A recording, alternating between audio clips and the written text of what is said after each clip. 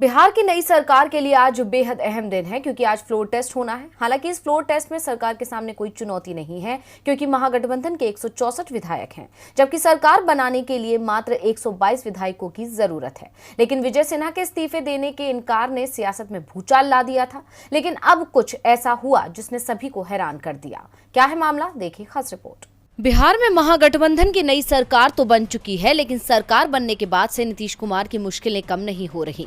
महागठबंधन सरकार के सामने एक के बाद एक चुनौती आ रही है। ऐसे में फ्लोर टेस्ट से पहले एक और मुसीबत खड़ी हो गई थी जिसने बिहार की सियासत में नया घमासान छेड़ दिया था। लेकिन सत्र शुरू होते ही बिहार सरकार को एक राहत भरी खबर मिली। दरअसल सत्र शुरू होने के कुछ देर बाद ही विधानसभा अध्यक्ष विजय सिन्हा ने अपने पद से इस्तीफा दे दिया है, जबकि बीते दिन उन्होंने ऐसा करने से साफ इनकार कर दिया था। इस्तीफा देते हुए उन्होंने कहा कि मेरे खिलाफ कुछ विधायकों ने अविश्वास प्रस्ताव पेश किया, इसलिए बहुमत के आधार पर मेरा पद पर बने रहना उचित नहीं होगा। नई सरकार के बनते ही मैं इस्तीफा दे देता, लेकिन कुछ विधायकों ने मेरे खिलाफ अविश्वास प्रस्ताव लाया जो मुझे ठीक नहीं लगा। मुझे लगा कि बिना अपना पक्ष रखे हुए पद का त्याग करना सही नहीं है।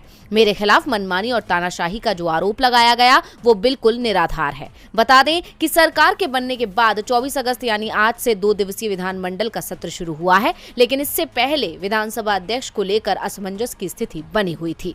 ऐसा इसलिए क्योंकि राजद और जदयू चाहते थे कि फ्लोर टेस्ट से पहले बीजेपी विधायक और स्पीकर विजय कुमार सिन्हा को उनके पद से हटाया जाए। इसके लिए राजद विधायकों ने उनके खिलाफ अविश्वास प्रस्ताव का नोटिस भी दिया था, जिसे उन्होंने खारिज कर दिया था, जिसके बाद माना जा रहा था कि सत्र काफी हंगामेदार हो सकता है। लेकिन इस्तीफा देकर उन्होंने स्थिति को बदल दिया। ऐसा करने के पीछे दावा किया जा रहा है कि विजय सिन्हा जानते थे कि उनका पक्ष कमजोर है, क्योंकि अध्यक्ष के समर्थन में बीजेपी के केवल 76 सदस्य थे, जबकि सत्ता पक्ष के 164 विधायक उनके खिलाफ एकजुट थे।